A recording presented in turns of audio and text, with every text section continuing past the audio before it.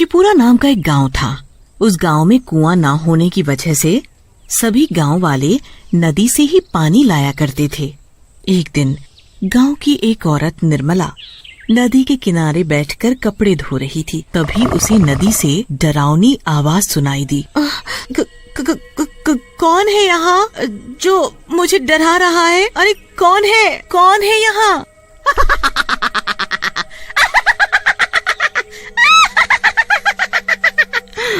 मैं हूँ, मैं। चुड़ैल भागो यहाँ से, भाग जाओ यहाँ से। निर्मला अपने कपड़े छोड़कर गांव में भाग जाती है। अरे ओ गांव वालों, सुनो, उस नदी पर मत जाना। उस नदी में एक चुड़ैल है। अरे क्या बोल रही हो बहन? चुड़ैल नदी में? सुबह ही तो हम सभी औरतें उस नदी से पानी भरकर लाई हैं। तब तो कोई चुड़ैल हमें दिखाई नहीं दी। कहीं तुम नींद में तो नहीं हो?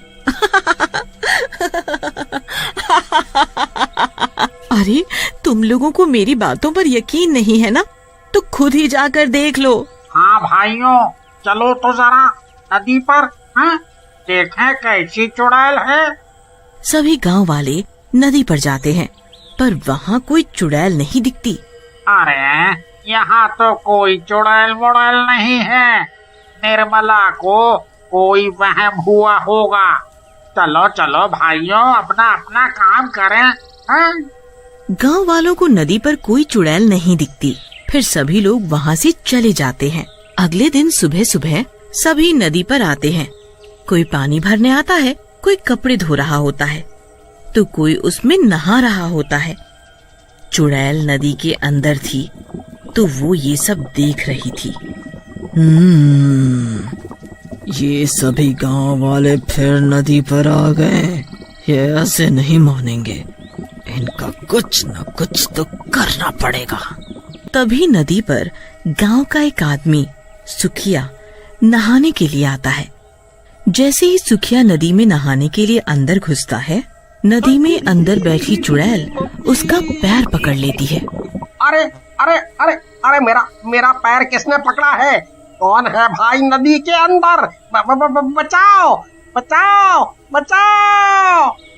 चुड़ैल सुखिया का पैर पकड़कर नदी के अंदर खींच लेती है और फिर सुखिया को नदी के बाहर फेंक देती है। सुखिया बेहोश हो जाता है। गांव के कुछ लोग सुखिया को वहाँ पड़ा देखते हैं। सुखियो, ये तुम्हें क्या हुआ? अरे ये तो बेहोश है, इसे इसके घर ले चलो। जब ये होश में आएगा तब ये कुछ बताएगा ये बेहोश कैसे हुआ है। सभी गांव वाले उसे उठाकर उसके घर ले जाते हैं। जब सुखिया होश में आता है तो उसके साथ क्या हुआ सब बताता है। भाइयों, मैं सच बोल रहा हूँ।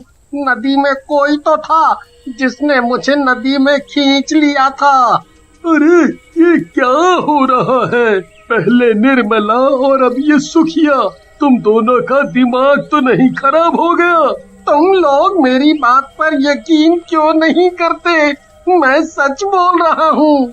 अरे भाइयों, देख नहीं रहे कितनी भयंकर गर्मी पड़ रही है। गर्मी की वजह से सुखिया बेहोश हो गया होगा और कुछ नहीं। हाँ, तुम सही बोल रहे हो। ये सुखिया तो कुछ भी बोले जा रहा है। फिर सभी गांव वाले वहाँ से चले जाते हैं। कोई भी सुखिया की बातों पर यकीन नहीं करता। फिर भी सभी लोग नदी पर जाते, वो भी वहीं कपड़े धोने लगती हैं। तभी उस चुड़ैल की भयानक आवाज आती है और सभी औरतें वहाँ से भाग जाती हैं। ये लोग नहीं मानेंगे, इनका कुछ तो करना होगा। हाँ। नदी पर जो कचरा पड़ा होता है, वो कचरा उठाकर आधी रात को चुड़ैल गांव वालों के घर पर फेंक आती है। अरे सत्यानाश हो उसका, जिसने मेरे घर पर ये कूड़ा फेंका। अरे कोई है? मेरे घर पे कूड़ा किसने फेंक दिया? देखो जी, किसी ने हमारे घर पर इतना सारा कचरा फेंक दिया है। भला बताओ। ये सब देखकर पारो और मुरली गांव वालों से लड़ने लगते हैं। वो चुड़ैल फिर से आधी रात को नदी से निकलकर गांव में आती है और अब की नदी से ढेर सारी कीचड़ उठाकर शंकर के घर पर फेंक कर चली जाती है। सुबह होते ही रानी, ये अजीब सी बदबू कहाँ से आ रही है? हाँ जी, बदबू तो मुझे भी आ रही है।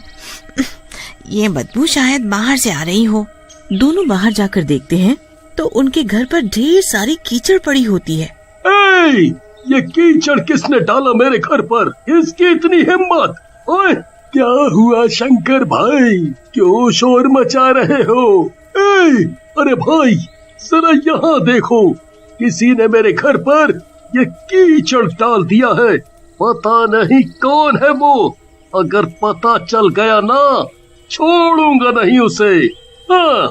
शांत रहो शंकर भाई, किसी ने तुम्हारे साथ मजाक किया होगा।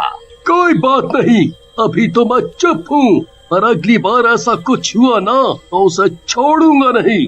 हाँ। सभी गांव वाले वहाँ से चले जाते हैं। जब रात को सभी गांव वाले सो जाते हैं तो नदी वाली चुड़ैल फिर से गांव में आती है। जब वो चुड़ैल कूड़ा उठाकर लोगों के घरों पर फेंक रही होती है, तभी गांव का एक आदमी किशन लाल अपने घर की खिड़की से उस चुड़ैल को कूड़ा फेंकते हुए देख लेता है। हमारे गांव में चुड़ैल, पर ये चुड़ैल यहाँ क्या कर रही है?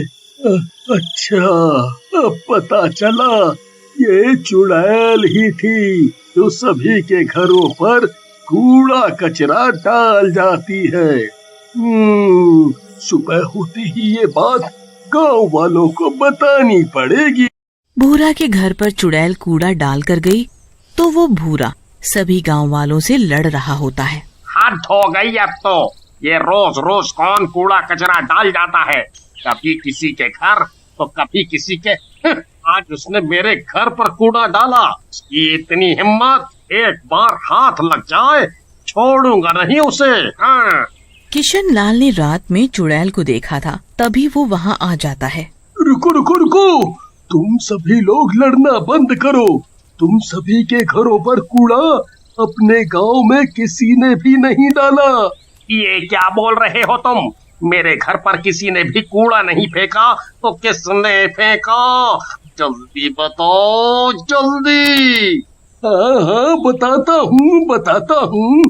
पहले तुम सब सरपंच जी के घर चलो, वहीं बताऊंगा सब। फिर सभी मिलकर सरपंच जी के घर जाते हैं। क्या बात है, तुम सभी लोग एक साथ यहाँ? सरपंच जी, बात ही कुछ ऐसी है कि सभी को यहाँ आना पड़ा। हाँ हाँ, बोलो ना। सरपंच जी, हमारे गांव में चुड़ैल है जो उस नदी के अंदर से आई थी। देखा, मैंने सच बोला था ना, उस नदी में चुड़ैल ही थी जिसे मैंने देखा था। इसका मतलब जब मैं नदी में नहाने गया था तो उसी चुड़ैल ने मेरे पैर पकड़े होंगे और मैं बेहोश हो गया था। हाँ हाँ, तुम सभी सही हो। उस नदी में एक चुड़ैल रहती है, मैंने खुद उसे देखा है गांव में। गांव में? हमें तो कभी कोई चुड़ैल दिखाई नहीं दी। किशन लाल सभी गांव वालों को बताता है। आधी रात को जब मैं पानी पीने के लिए उठा तो मेरी नजर खिड़की के बाहर गई तो देखा एक चुड़ैल सभी के घरों पर कूड़ा फैला रही थी। और तो और गांव में भी चारों तरफ कूड़ा ही कूड़ा फैला दिया। जब वो कूड़ा फैला कर जाने लगी तो मैंने उसका पीछा किया और वो चुड़ैल नदी के अंदर चली गई। पर मेरी समझ में ये नहीं आ रहा कि वो चुड़ैल ऐसा क्यों कर रही है। अब नदी पर जाना खतरे से खाली नहीं है। सरपंच जी, अगर हम लोग नदी पर नहीं जाएंगे तो पिएंगे क्या? और बाकी घर का सारा काम भी तो पानी से होता है, खाना बनाना, नहाना, कपड़े सभी। हाँ सरपंच जी, शंकर सही बोल रहा है, हमारे घर की औरतें नदी पर कैसे जाएंगी? और तो और पूरे गांव में एक भी कुआं नहीं है, अगर कुआं होता तो इतनी परेशानी नहीं होती। ये तो बहुत बड़ी समस्या है। मैं सोच रहा था कि किसी तांत्रिक बाबा को बुलाया जाए गांव में, वो ही कुछ कर सकते हैं। अब सभी गांव वाले सरपंच की बात मान लेते हैं और सरपंच जी एक तांत्रिक बाबा को बुलाकर सारी बात बताते हैं। अच्छा, इसलिए तुमने मुझे यहाँ बुलाया। तुम चिंता मत करो, हम सब ठीक कर देंगे। अगर चाहते हो कि वो चुड़ैल नदी छोड़कर भाग जाए, उसके लिए हमें गांव के बीचों बीच बैठकर हवन करना पड़ेगा। हवन की सारी तैयारियां हो जाती हैं। तांत्रिक बाबा हवन करने के लिए बैठ जाते हैं और सारे गांव वाले आसपास खड़े होकर देखते हैं। तांत्रिक बाबा मंत्र पढ़ते हैं और अपनी पोटली से भभूत निकालकर पूरे गांव में छिड़क देते हैं। सरपंच जी, वो चुड़ैल अब इस गांव में कभी नहीं आएगी। बाबा, गांव में चुड़ैल नहीं आएगी, पर नदी का क्या? हमारे गांव की सभी औरतें नदी से पानी लाती हैं। तभी चुड़ैल वहाँ आ जाती है। तुम लोग मेरा कुछ नहीं बिगाड़ सकते, मैं बहुत ताकतवर हूँ। इस तांत्रिक को तो मैं फूंक मारकर हवा में उड़ा सकती हूँ। तुम क्यों गांव वालों को परेशान कर रही हो? वो लोग नदी पर जाते हैं पानी भरने, तो तुम उन्हें डरा कर भगा देती हो या फिर उनके घरों पर कूड़ा कचरा डाल देती हो। क्या कूड़ा कचरा मैं करती हूँ? जरा चलो तुम सब नदी पर मेरे साथ। चुड़ैल सभी गांव वालों को अपने साथ नदी पर ले जाती है। देखो, जरा इस नदी को तुम सब देखो। तुम लोगों ने इस नदी की क्या हालत कर दी है।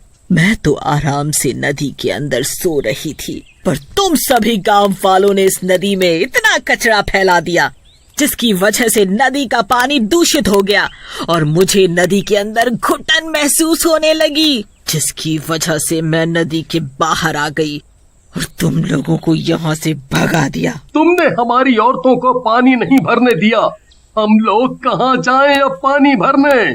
तुम लोग बहुत ही गंदे हो। अपना घर तो साफ रखते हो और सारी गंदगी नदी पर करते हो, तो कोई नहा रहा है उसमें। और तो और उसी में तुम लोग जानवरों को भी नहला रहे हो, फिर उसी पानी को तुम लोग पीने के लिए ले जाते हो। इतना गंदा पानी तुम सभी कैसे पी सकते हो? इसीलिए मैंने सोचा कि तुम लोग ऐसे नहीं मानोगे, तुम सबको सबक सिखाना जरूरी था। तुम सही बोल रही हो, तुमने हमारी आंखें खोल दी। आज के बाद हम सभी लोग नदी पर गंदगी नहीं करेंगे। हाँ, अगर हम सब नदी पर काम करेंगे तो गंदगी तो होगी ही। इसका हल भी मैं बताती हूँ। सरपंच जी, आप गांव में 2-3 कुएं बनवाएं। गांव में कुएं होंगे तो किसी को भी नदी पर आने की जरूरत नहीं होगी, सारा काम घर पर ही हो जाएगा।